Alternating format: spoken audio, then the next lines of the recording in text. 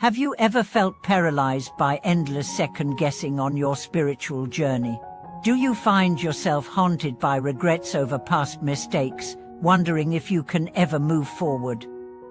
Welcome back to the channel. Today we dive deep into the two greatest obstacles on the path of doubt and remorse.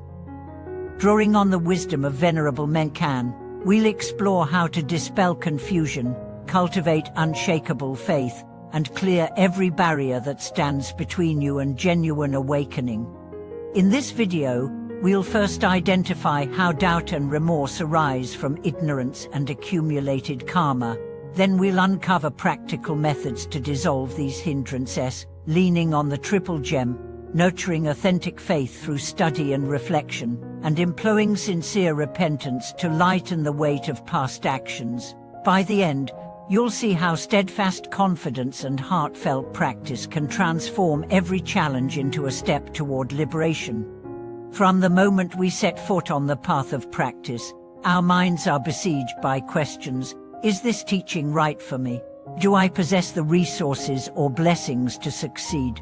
And after missteps, our hearts choke on regret. How could I have acted so thoughtlessly? Time unworthy of any progress. Why continue at all? These undermining voices grow louder with every falter, threatening to derail our commitment and extinguish our inner flame. Venerable Menkan reminds us that doubt and remorse are not incidental. They are among the most potent afflictions we face. They sprout from the deep smill of ignorance, nourished by past unwholesome deeds that cling to our consciousness like shadows. When wisdom's light has not yet dawned, confusion takes root, and fears of inadequacy arise. Remorse, fueled by guilt, weighs heavy on the heart, draining our vitality and turning every step backward into a mountain too steep to climb. But none of this is insurmountable.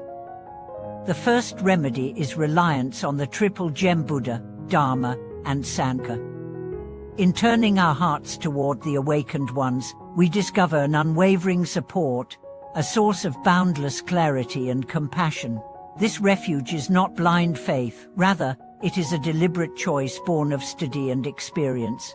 As we witness the fruits of the teaching's inner calm, greater kindness, and insight into the nature of suffering, our faith grows firm and doubt begins to fade.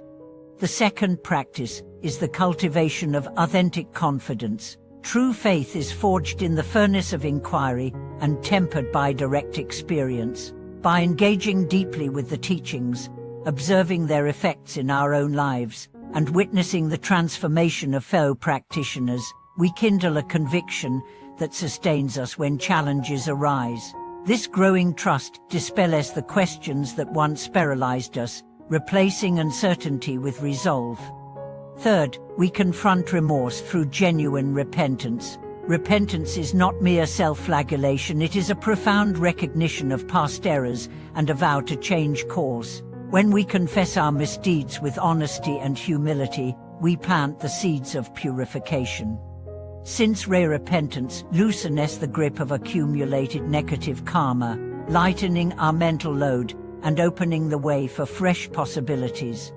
To illustrate these principles, let us journey together through Venerable Menkan's account of practicing within prison walls.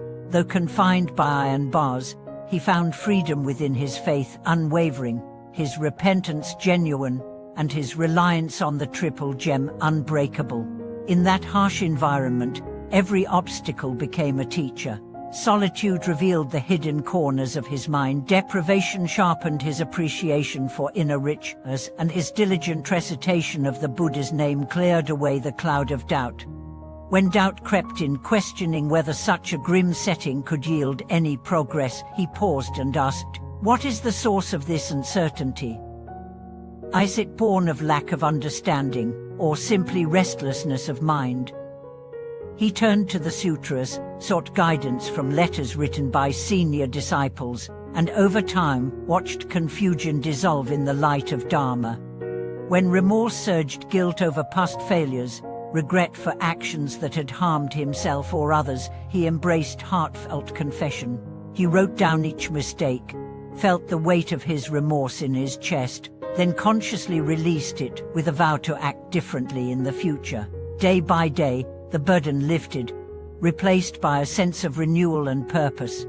As you watch this video, remember every moment of doubt and every pang of remorse can be transformed. Begin by acknowledging them not as signs of failure, but as beacons highlighting where wisdom has yet to shine. Turn to the triple gem for refuge. Deepen your study and reflection to cultivate faith. Embrace genuine repentance to purify past actions. And in daily practice, whether through chanting, meditation, or acts of kindness, fortify your confidence. In the chapters that follow, we will weave these teachings into a compelling narrative, exploring case after case of practitioners who faced tremendous hurdles, yet triumphed for the very methods we've outlined. You'll encounter stories of ordinary men and women who, like Venerable Menkan, found inner freedom amid extreme adversity. You'll meet practitioners who turned the sting of remorse into the seed of compassion, and those who transformed paralyzing doubt into unwavering courage. By immersing yourself in these accounts, seeing yourself in their struggles, drawing inspiration from their breakthroughs, you will not only deepen your understanding of the path but also kindle your own resolve. This is more than it is a living tapestry of wisdom woven from the threads of real human experience.